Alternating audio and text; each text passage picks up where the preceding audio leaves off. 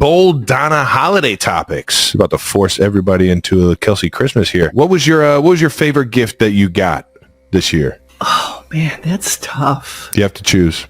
That means she didn't get anything good. Just for anybody watching. No, Favorite gift, I don't really have just one. Wait until she comes to Kansas City.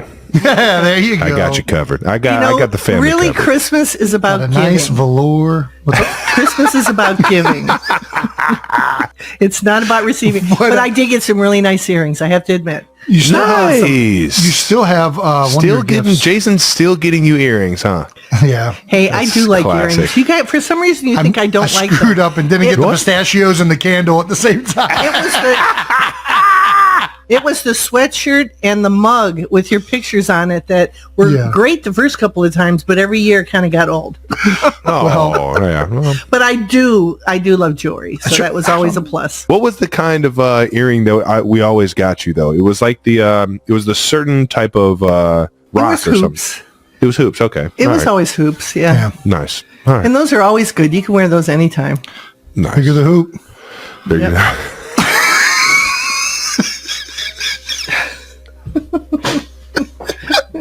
Oh my gosh, I'm burning up right now.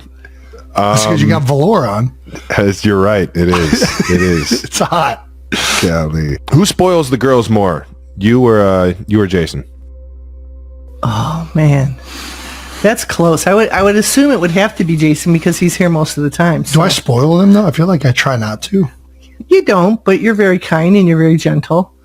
You know, you keep them in line. All it takes from you is just your voice. And they stop. That's the Ed Kelsey way. You know, it's and firm, he's not loud. He's not a screamer. Hey! It's more like that's like a voice of authority. Cut it out. I'm not even making this story up. We were in their bedroom last night, or a couple nights ago actually, and I'm trying to get them to go to bed, and I just keep going like this. Hey, and Wyatt's like, Dad, why do you go like this? Like, why? I'm like, it's because I mean business. That's because it's about to get ugly. I'm not playing around. Why. See me smiling? That's I'm like, what means. What harm am I instilling in them from like a young age? No, you have to make them know that you're serious. Yeah, because a lot of times you're joking around. Yeah. Or I've actually seen him. He gets the stomps. Dad was real good because we lived in a 100-year-old house in Cleveland Heights. So Dad used to hit make the a lot of stomps, noise. and the whole house would shake when he did Just that. make a lot of noise, and people are like, "Oh no, what's happening?" It's like, oh shit. Clean up. Act like we're doing nothing. Act like you're doing nothing. What the hell did I tell you? No, it's classic Ed Kelsey. All right, yeah. Well, I believe Jason spoils the girls. He can't help himself. It's hard not to. Do you enjoy holiday games? Yeah. Was it fun to go to the Christmas Day game? Yes. I always that was a good time. It was a great time because the whole atmosphere is great. We had like 3 people dressed in rabbit suits, down below, and they were jumping around every time the music was on. Rabbit suits? It was hysterical. It was like Ralph, from Ralphie from the Christmas Story. Yeah, nice. Yeah. The pink And ones. they were in all pink rabbit suits, and these were adults. And they were dancing the entire game, and it was hysterical to watch them. So it's just fun. There was a lot of Santas in the stands, and just, everybody was dressed up to the nines, and it was just amazing and magical evening. It really was awesome. I love it. Well, let's get to some traditions in the Kelsey household. What was one of the fun stories that you can remember from us as kids on Christmas? Jeez, I wish I could, but they kind of meld all in, together. Yeah. No, I hear But you. a lot of it is, there were so many sports even back then that where we were at tournaments right afterwards or right before the Cleveland Heights Holiday Tournament. We were hockey, basketball got started then. So the best thing is I love people. And so we were always surrounded by people and our friends. And Always. that was what was so great about the holidays. It was just a lot of people that were around all the time. And we got to enjoy it with a lot of families. So it was a special time. This is true. Is there one Kelsey family holiday tradition? Like one definitive, like it has to be this. You just gave it to us both. Yeah. Just gave it to us both. Yeah. Talking about the ornaments. Kind of split it right down the middle. Oh, the ornaments. That's right. I had the Disney ornaments. That was. Yeah, we used to put that up on the tree. Yeah. We would always go through it together. I remember that one. Yeah. Putting the tree up with the ornaments and the lights and everything. I would buy those every year from Grolier, and it was great. They don't make them anymore, but they were old porcelain ornaments, and be careful when you open up the boxes because they start falling apart.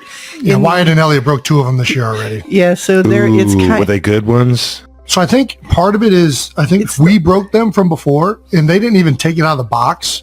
So I think what happened is Mom had to super glue the ornaments from back in the day. Of course, yeah. And the super glue has now since dried out, so we just have to re-super glue it. Yeah, so just be careful when you open those up because, it's... Oh, Mom, they're already opened. I got them all on the tree.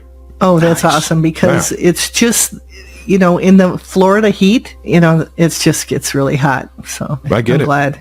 Yeah. I'm glad you like those ornaments. I gave both of you guys boxes, and so it's kind of, they were special to me. The one other one that I definitely remember being a tradition was 2 batches of blueberry muffins. Yeah, yeah. I used to make the blueberry muffins and also the rolls, the Pillsbury rolls. That's how I knew when to wake up. You smell those things upstairs and just be like, it is about to go down. It's time. Yeah. It is time for some presents. We always I had. haven't made those for a while. I should. Man, It has just been a they're while. like one gulpers. You just take it out, you just peel the whole thing. It's just... Yeah. They've got They were really good. Streusel on top. Yep. We always had honey baked ham. Yeah. We were big on ham, not so big on turkey. No, peanut brittle. Pork chops, things like that. Oh, peanut brittle. Chicken Mom, cutlets. did you know Dad was the Candyman just for Christmas? Oh, yeah. Yeah. I told you guys that because one year you went up and looked at your presents and I yelled at you and said, Dad makes, has a second job just to make sure your Christmas is wonderful. It So, was the year we got the Xbox. yeah. Because I remember we went up there. It was the only time we really went up and took a peek. I did it every year.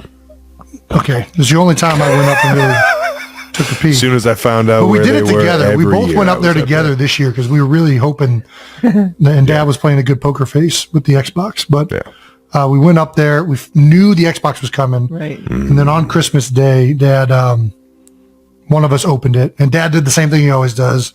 The old Christmas story, like, oh, all the gifts are open. I guess you didn't, what's wrong? You didn't get what you want? Like, oh, what's over there under the table? Yeah. Misdirection. And then we opened it up and apparently we did not sell it good enough because I thought we sold it good. No. And then we went in there and like right away, unboxed it, plugged it in, started playing. And Mom came in right away and she's like, your dad works really hard just so we have enough money to buy these gifts. He takes an extra job. She laid it on thick. And we were like, you're man, just like, that's, Mom, I hear what you're saying. No, I'm with you. I'm in the middle of beating level 1 of Mortal Kombat, Mom. Can you just we'll tell talk me about this later. We're really sorry about what we did. No, Dad's the best for that. Yeah. We appreciate you teaching us a lesson there. How about the one time you bought, we got the N64 Yeah. and you played Donkey Kong Country, I did. DK64 with us All the and way beat through the to entire end. game It went Beat all the the way through game. to the end. in like what, 3 days, 4 I days? spent my 2-week Christmas vacation working on that. We would tag Working team. on that, yeah. I would do it for a level, hand it to Jason, then Travis would do Good it. And I'd do times. it. We made it all the way through. That was a great, Bonding, family bonding right there. That was fun. Yeah, that was fun. The controllers are too difficult now. I can't do it. I did There's it a back lot. then, but not well, the now. games are more difficult. They're That's what it really is. The game. Yeah, I think it's too in depth now. I prefer the games where you have you got 3 buttons and you got to be creative to figure out the rest of it. Once I'm not gonna lie. I enjoy video games nowadays. Still, Yeah. I do. I don't think it's too complicated. I just think that I enjoyed those old games and the simplicity of it that much more. Yeah. So I just play those a lot more.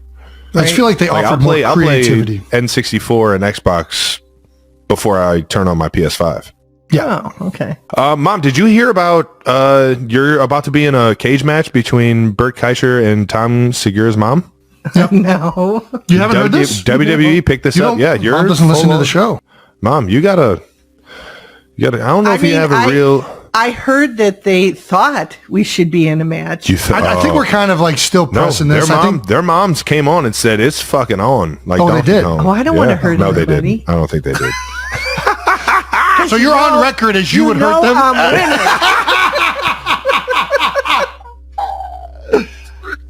Yeah, that's what kind of fighter is Donna Kelsey? What are we? We just saw it. What do you mean? Are you throwing hands? Are you bar fight rules? Fight fair.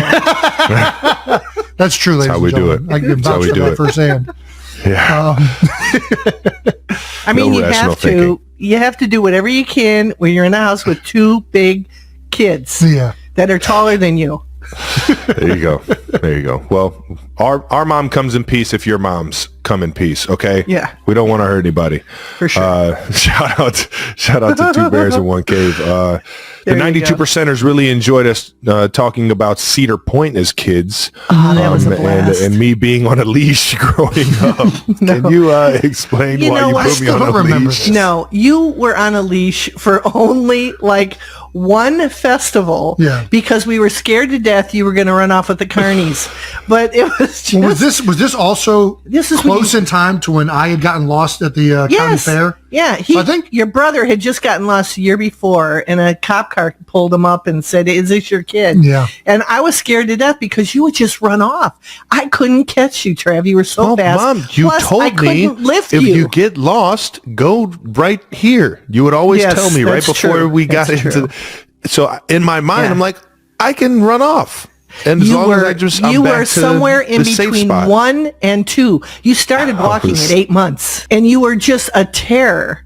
8 months, you were little. We couldn't find you. You would dip in and out of cars, and I'm like, I can't have you dying. So yeah, that's what we did. It was a short 6-month period until you understood how dangerous it was. So. What kind of leash was it? It was a harness. It wasn't a leash. We didn't have a leash. It wasn't the same one. It wasn't the same one that Belle had. That like the harder she pulled, the more like choked her or something. No, it wasn't a choke harness. It was a harness over his shoulders and around his chest. I could just see me just cotton candy in my hand, just blue mouth, and just getting choked. Just no, it's just like. It was a short 6-month period and it was only when there were a lot of traffic we were going to somewhere or whatever. I couldn't carry you. You were just too heavy. Sorry. That's all right. I didn't want to be carried. I was ready to rock and roll. Jason, was Jason ever on a leash? Did I ever think like, I need to put Jason on a leash? No, he stayed close. I got lost. Yeah, but that was only one time. Well, you did get lost. It was because this was when he. They didn't tell me where to come back. At least they told you where to come back. They're just. This was. I guess he's gone. Was that at the Ohio State Fair? It was either county fair or state fair. I forget which one it was. Well, remember, you also got lost on the turnpike on our way to Chicago. Well, I didn't get lost. I was in the place that you left. You guys left me. There's the difference of that one. I made the mistake of giving both of you because you would whine about quarters. There wasn't, there were video games or weren't video games that you could have in the car yet. So I would give you a stack of $10 worth of quarters. This is and genius, I said, when the quarters are gone, that's it. You can't play anymore. It's over. Well. Yeah. So he had a stack of coins. I had to go to the bathroom. I got out of the car. We were in the minivan. There were, both Jason and Ed were asleep in the car. You were in the back or something like that with a sleeping bag over your head. I got out, went to the bathroom, came back in. I saw all the bags there and everything, and I thought I saw all 3 heads. And sure enough, I drove off, and you immediately stood straight up, and you're like, Jason, we left the bag at the... It's like Home Alone style. Yeah. Yeah, it was a prick move. I definitely could have told you before you hit the ramp onto the freeway. Yeah. I waited until you got on the freeway, and I was just like, wait, where's Jason? Did you forget about... You must really hate him. So you know how it goes. You have to go 20 miles that way on a turnpike and come back 20 miles. To flip a Yui, yeah. So I'm on the other side of the turnpike yelling, "Do you have him?" Because Dad got out and ran back. He did. Yeah. He ran 2 miles back to. He was playing Frogger. There's no way he ran 2 miles. It was not 2 miles. Yeah. The first time the story was told, it was half a mile. Then it went to a mile. Now it's migrated up to 2. We got to stop the blasphemy. There's no way Dad ran 2 miles. Dad ran back to Ohio just to go get He was grabbing his chest, and I thought he was going to have a heart attack. I'm like, "Are you okay?" Well, Jason has always been known to get lost. He's just true. He's the worst Very at true. it. Is him and directions just do not. Do you know how old Jason was when he got lost 2 blocks from home? Yeah, you had to be in first grade because both of you were going to Fairfax at the time. So he must have been in 3rd grade. Yeah. So Probably too old for that to third happen. grade, and I used to drive you every day because I wanted to make 8-year-old. I mean, I wanted to make sure you got there. You would walk home, but I made sure I drove you there because the school was close enough to walk. Yeah. And I just wanted to make sure you weren't lollygagging and not going to get to school. And so I got tired of it. He wasn't ready, and I said, "That's it. I'm tired of waiting on you. We're going to be late." So I took off. I was going to turn around and come back and get him, but he ran across the street to a neighbor and got a ride. And I get a call from the principal, Mrs. McBee, and she's like, "Your son is here," and the neighbor drove him. I'm like, I was going to go get him. I don't even remember this one. I was thinking of a different one. Apparently it happened multiple times. No, this is your thing. This is what you do. You just get lost. Yeah, but he doesn't run abandoningly into cars and the street. I didn't have to put a harness on him. I did on you. You showed no fear whatsoever of anything. So, but don't put a harness on Ellie. Yeah. Let her flank. If she wants to flank, let her get out there. She will definitely be the run. In the latest episode of the New Heights podcast, hosted by Jason Kelce and Travis Kelce, the usual lively and humorous atmosphere took a heartfelt turn when their mother, Donna Kelsey, opened up about Kylie Kelce's 34th birthday. What started as a typical episode filled with laughter and behind-the-scenes stories transformed into something far more emotional and meaningful. Fans witnessed a rare moment where love, gratitude, and family pride filled every word. As the conversation shifted, Donna's tone softened, almost like she was sharing pages from a personal family diary with millions of listeners. "It's hard to believe Kylie is turning 34, she said, her voice full of emotion. "She's not just Jason's wife, she's the heart of this family." For a brief moment, Jason, usually full of energy and jokes, fell completely silent.